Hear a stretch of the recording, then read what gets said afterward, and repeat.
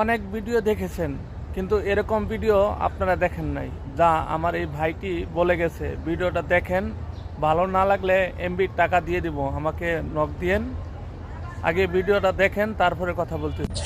একটা ফুলা সরকারি চাকরি পাইছে, দৌড়াইয়া তার বাপ মার কাছে কইতাছে যে আব্বা আম্মা আমি তো সরকারি চাকরি পাইছি, মাসে প্রায় 2-2.5 লাখ টাকা বেতন পাইম, দেখবা তোমরা ঋণ সহকারে আমি সুদ করে লাইম। এই কথাটা কইতেই বাবা মা একে অপর থাকাইয়া একটু মুস্কি হাসি দিল। তখন ফুলাই কইতাছে কিতা, কি গো তোমরা হাসলা কেন? না বাবা এমনিতেই হাসি। আচ্ছা তুই যেহেতু আমাদের ঋণ সুদি করতে চাইতেছস, আজকে রাইটটা যেহেতু তুই আমার সাথে থাকতে পারোস, তাহলে তোর ঋণ সুদ হয়ে দেব।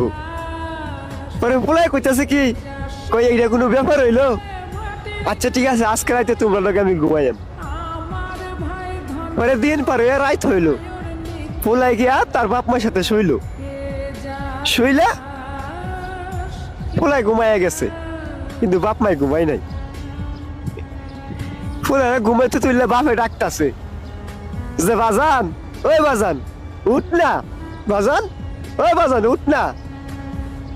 পরে উঠছে, বুঝতেছে কি হয়েছে, আমার ডাকতাছে কেন লাগে, যে বাবা আমার 1 গ্লাস পানি খাওয়াইবি। এইটা কইতে ফুলাই কইতাছে কিতা, কই তুমি শোয়ার আগে 1 গ্লাস পানি লইয়া শুইতাল্লা না, 1 গ্লাস পানি লাগে আমার ডাউন লাগে। তখনও বাপে কিছু কইলো না, উইটা পানি নিয়ে খায়া লাইলো। আবার ফুলা ঘুমাইয়া গেল। এর কিছুক্ষণ পরে দেয়া আবার ডাকতাছে ফুলারে, বাজান ওই বাজান উঠ না, আমি একটু টয়লেটে যাবো।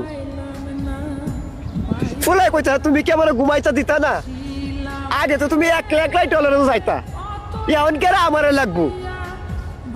আবারও বাবাই কিছু কইলো না, ফুলাই গিয়ে ঘুমাইয়া গেল।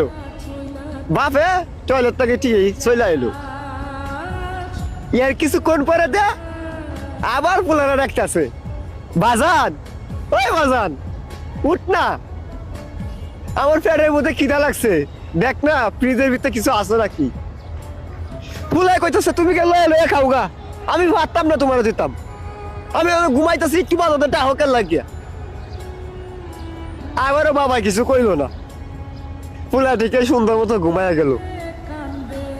এর কিছুক্ষণ পরে দে মা 1 গ্লাস পানি ঢালে দিছে ফুলার শরীরে। ফুলা তো বিশাল রাগ পাইছে, উঠতে কইতাছে তোমরা কি চালাইছো, একবার বাপে কই টয়লেটে যাইবো, পানি খাইবো, পেটে খিদা লাগছে ভাত খাইবো, তোমরা কি আমার ঘুমাইতে দিতা না। ওরা আস্তে করে বাপে উঠিয়া ঘরের লাইটটা জ্বালায় দিছে।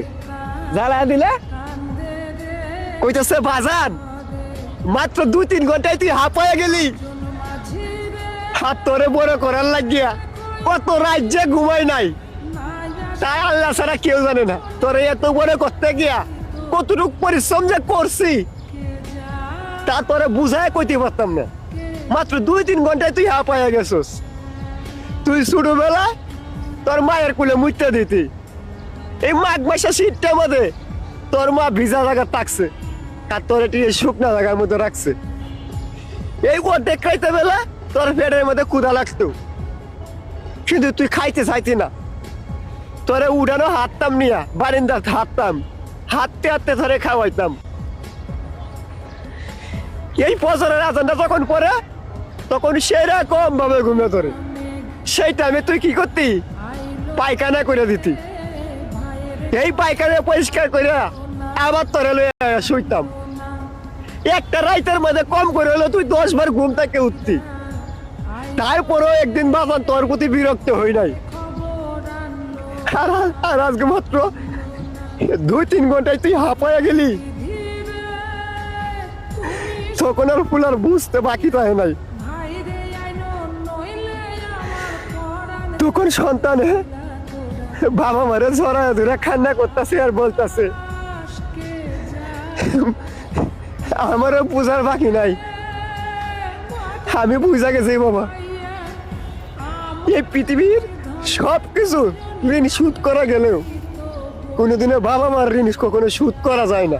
এজন্য বলতেছি যাদের বাবা মা এই দুনিয়াতে বাইসা আছে কোনোদিনও ভাই বাবা মার মনে কষ্ট দিও না। তুমি একদিন বুঝতে পারবা একটা সন্তানকে বড় করতে গেলে বাবা মার কতটুকু পরিশ্রম যে করতে হয়। তো বাবা মার মনে কষ্ট দিলে আল্লাহর আরশ পর্যন্ত কেঁপে যায়। তাই বলতেছি ভাই, কোনোদিনও বাবা মার মনে কষ্ট দিও না। যাদের বাবা মা আছে তারা বাবা মারে মূল্য দেও, না থাকলে বুঝতে পারবা দুনিয়া যে কতটা কঠিন।